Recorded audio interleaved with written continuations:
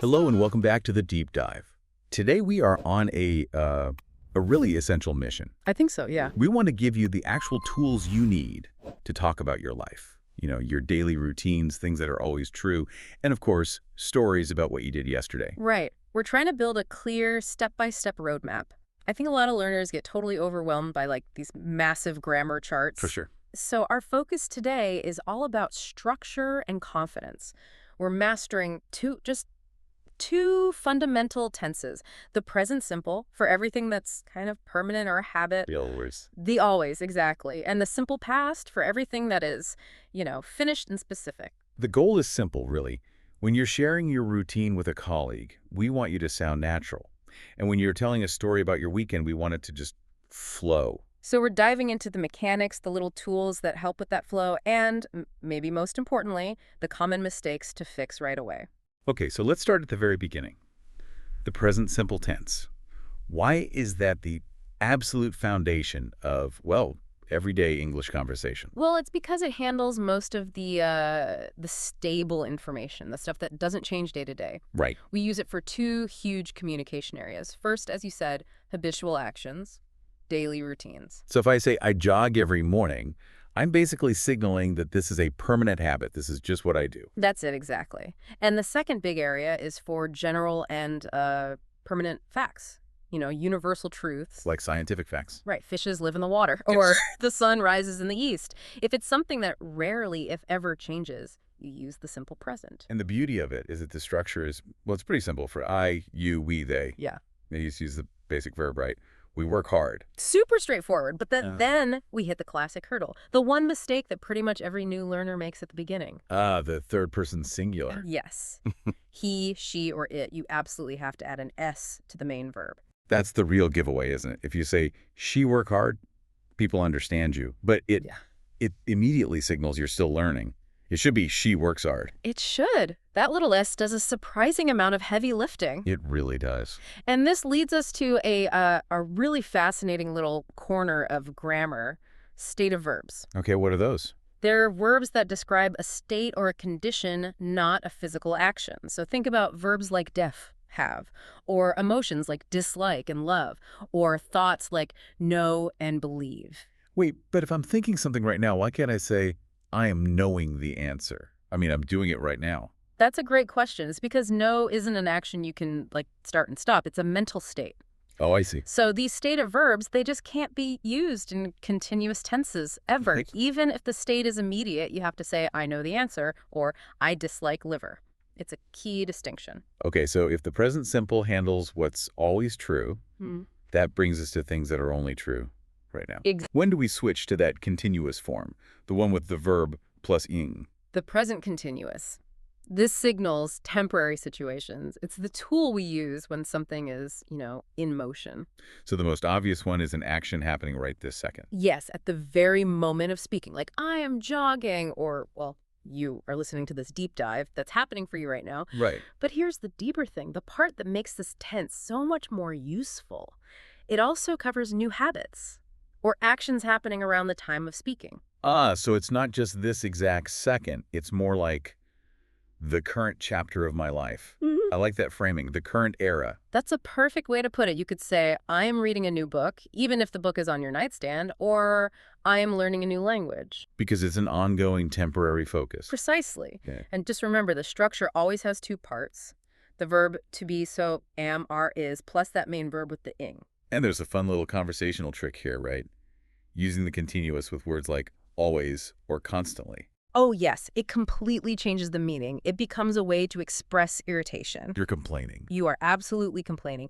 If you say, he always turns up late, that's just a statement, a fact. But if you say, he is constantly turning up late, you can just feel the frustration. Right. Matt and Nina are always arguing about something. Exactly. It's packed with emotional weight. Huge difference. So when you're describing your routine, you can't just, list a bunch of verbs. It sounds robotic. It does. I wake up, I get out of bed, I have bacon. It's very choppy. So we need tools to make the narrative flow. This is where we go from just knowing verbs to actually mastering storytelling.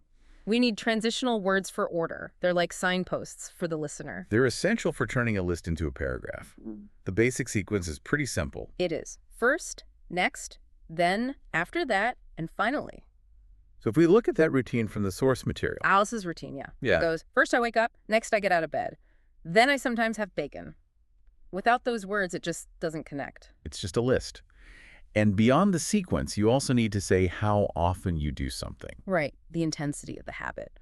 Which brings us to adverbs of frequency. Running from 100% down to 0%. So we have always, usually, often, sometimes, rarely, and never.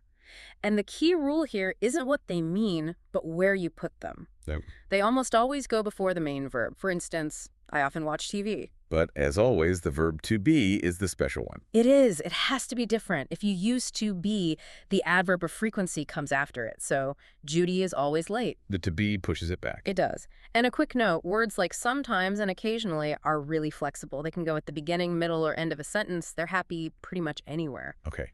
So we've covered the language for what's always happening and what's happening right now. Yeah. Let's get in the time machine. How do we tell a confident story about yesterday? We shift to the simple past. This is for any finished action that happened at a specific time in the past. So yesterday, last night, 2 days ago. It's the absolute backbone of any story. Let's quickly review the structure, because the negative form is where people really stumble. The affirmative is easy. Subject plus the past verb. I went to work. They watched a movie. Simple. But for negatives and questions, We bring in the auxiliary verb, did. So for a negative, you use did not, or more commonly, didn't. and this is it. This is the single most important rule for the simple past, the big aha moment. It really is. When did is in the sentence, the main verb absolutely must go back to its base form. The naked verb. The naked verb, I like that. Think of it this way. Did is already carrying all the past tense weight. It's wearing the coat of the past. So the main verb doesn't need one. It would be redundant. So you never say, I didn't play football. The correct way is, I didn't play football. Same for questions, right? Did you watch TV? Not did you watched. Never. Once you master that one rule, your English instantly sounds so much more sophisticated. Okay, but now we have to address the unavoidable challenge. Irregular verbs. The ones you just have to memorize. There's no way around it. They don't follow that simple ed pattern. And they're just the fundamental DNA of conversation. The sources gave us a great list for describing a typical day. Things like go becomes went. I went to Tom's dorm. Eat becomes I brex. And then you have wake to woke. See to saw, feel to felt, take to touch. If you can just memorize that handful, you can already tell a pretty decent story about your day. And a last point on this. What about emotions? Talking about how you felt yesterday. Ah, yes. You have to use the past form of to be. So, was for I, he, she, it, or were for you, we, they.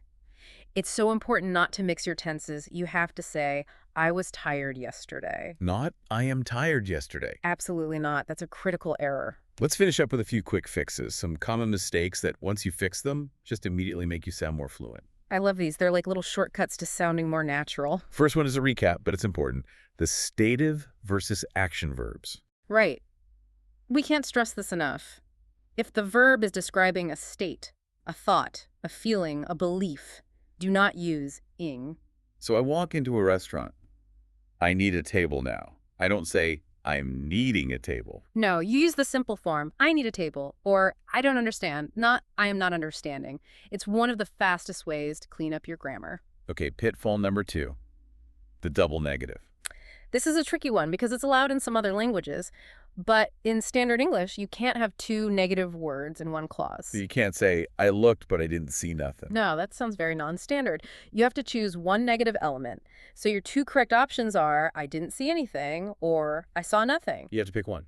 Pick your negative and stick with it. And finally, a quick one about agreement that trips up even intermediate speakers. Those weird, uncountable nouns. Yes, they look like they should be plural, but they aren't. Think of words like news, equipment, research, information. They're treated as singular concepts. Exactly. So you have to use a singular verb. The news was shocking. Not the news were shocking. And then you have the opposite, right? Words that look singular but are actually plural. Like police or people. Even without an I's, they represent groups. So they take a plural verb. The police are aware. The people are friendly. Getting that right is definitely a hallmark of more advanced English. It really is. Wow, that was a full journey. So you now have the tools for your regular life, your daily routine, using the simple present. And for your personal story about yesterday, using the simple past. Fluency isn't about being perfect right away, is it? Not at all. It's about being consistent with these core structures. Just focus on getting that third person I's right and remembering that naked verb rule after did. So here's your final challenge. Your homework, if you will. Take a specific day from this week, maybe yesterday, maybe Wednesday, and just recount it out loud to yourself. Use those sequencing words we talked about. First, then, after that, finally. And try to use at least 3 irregular verbs. I woke up, I ate, I went. And then this is the important part. Add some emotional detail. Tell us if you were happy or how you felt tired. Make the story personal. It's the consistency that builds fluency. Practice telling those little stories out loud, and you'll find those irregular verbs start to feel natural. They'll just stick. We look forward to seeing you for the next deep dive.